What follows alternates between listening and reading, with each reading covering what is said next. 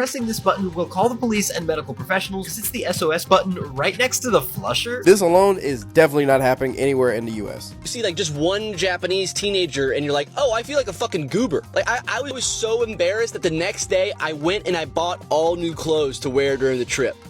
That is my toxic tainted American brain. I'm gonna miss it here. This is, I guess, the point of what I have to say. 今回ご紹介するのは日本の常識に驚く外国人たちのリアルな反応です。私たちにとっては当たり前のことでも、海外から来た人たちにとっては思わず戸惑ってしまうような出来事ばかり。サービスの丁寧さ、街の安全さ、独特なマナーや文化まで、それ普通なのと驚く声が続出しています。今回はそんな日本に訪れた外国人たちが実際に体験したリアルなカルチャーショックをまとめてみました。普段は気づかない日本の凄さ、ぜひ最後までご覧ください。 Here are 3 things in Japan that'll absolutely give an American a heart attack coming from an American who lived there for over 3 months. First up is you can actually rent people in Japan. You can rent a girlfriend, you can rent a boyfriend, you can even rent a grandpa or even a family for the entire day. You can actually go to different websites like Osan Rental and actually find somebody who fits whatever it is you need. So if you're looking for just a buddy for the day, if you want a tour guide who's more knowledgeable about the country, or if you just want to hang out with an old man for the day, you can do that. And as for the family, it's more so like a foreign exchange program that you're paying for. When I was with my Japanese family, we cooked dinner together, we talked, we told stories, we played games, and honestly, it went so well that I actually have plans to go visit them again sometime soon. The number 2 culture shock that Americans will experience is the lack of English. Now, of course, you're in Japan, you're obviously going to hear Japanese, but in most countries around the world, you can hear a little bit of English, but Japan is one of those places to where, depending on where you go, you will hear 0 English, which honestly for me wasn't that bad. It actually helped me learn Japanese really fast, and I was able to conversate within a couple weeks of being there. And if you don't believe me, I had never been to Japan before, and this was me after 3 weeks of being in the country. 私の仕事はソーシャルメディアです。はい。どこの出身ですか？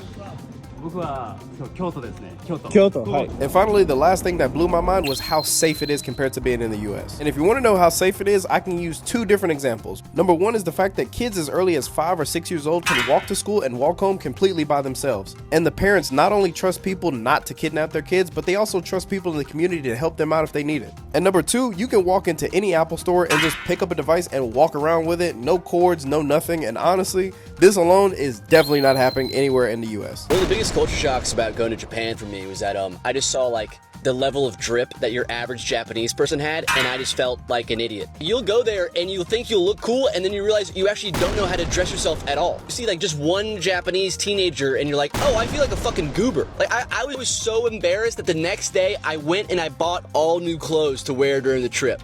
So I've been living in Japan for 6 months, but I just went and returned from America, and something I was asked was, what are the biggest culture shocks since I've been here? And actually, I did a lot of research before I came here, so there aren't many, but here's a few things that I did notice. For one, I thought I was gonna be here eating strawberries all the time because Japanese strawberries are so good, but for one, fruit is expensive, and I forgot how expensive life feels when you don't have a job.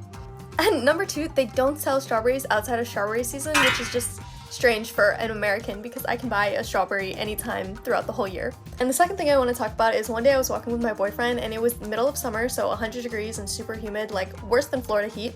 And I saw some guy wearing like a puff jacket, and right away I was suspicious because I used to work at a luxury mall, so if we saw someone with a jacket in the winter, we're like, oh, he's shady, he's gonna steal something from a store, we better keep a lookout for him.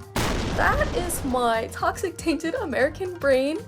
Because little did I know, they have jackets with fans in them so they puff up to keep themselves cool in the summer. That's crazy to me! That my mind would go straight towards criminal, you know?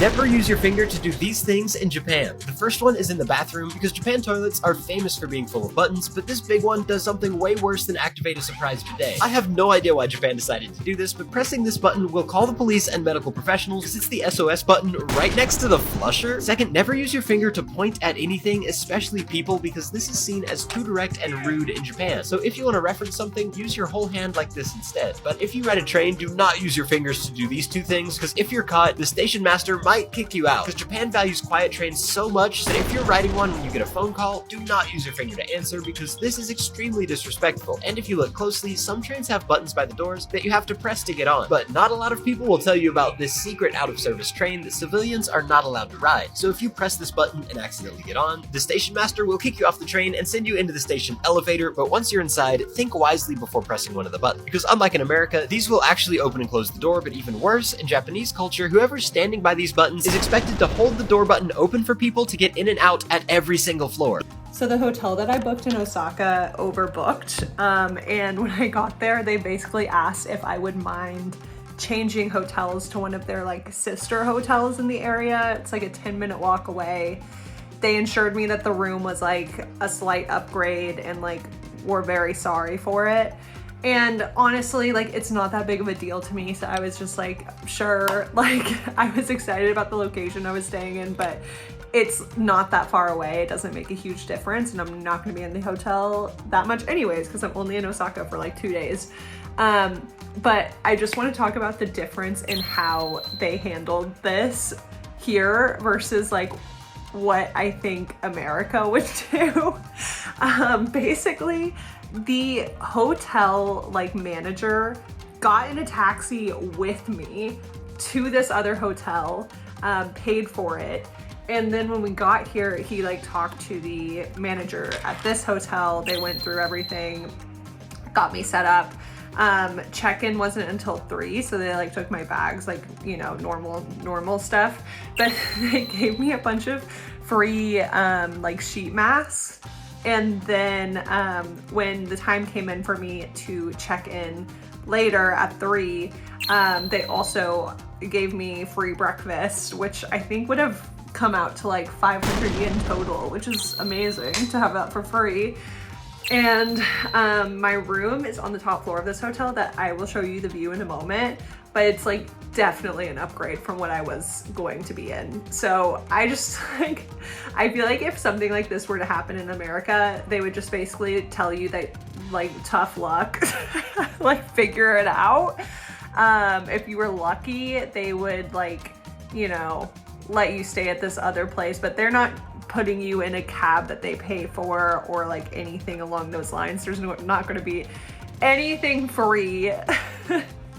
And everyone just apologized to me so many times, and it like truly wasn't that big of a deal, but I'm gonna miss it here is I guess the point of what I have to say. There are 3 things that surprised me when I moved to Japan. Hey everybody, my name is Regina and I've been living in Japan for 3.5, almost 4 years. When I moved to Japan, there were lots of things that were very different from the context that I grew up in. But number 1, how cheap it is to go to the doctor and the dentist here. In Japan, I work as a teacher. I work for a city. I do receive like a national healthcare card to go to the doctor, the dentist, etc. And I was there, got my x-ray, gum measurements, plus the cleaning. The total bill was like 50 Canadian dollars. Actually couldn't believe that. Regular cleanings is never more than 3,900 yen, which roughly equates to about $48. Really surprises me every time I pay in cash at the dentist. 2, smoking in Japan is still allowed inside. Specifically talking about in the context of bars and clubs, also some cafes. Sometimes you even have like smoking seats. There's no wall dividing the smoking and the non-smoking section. So still a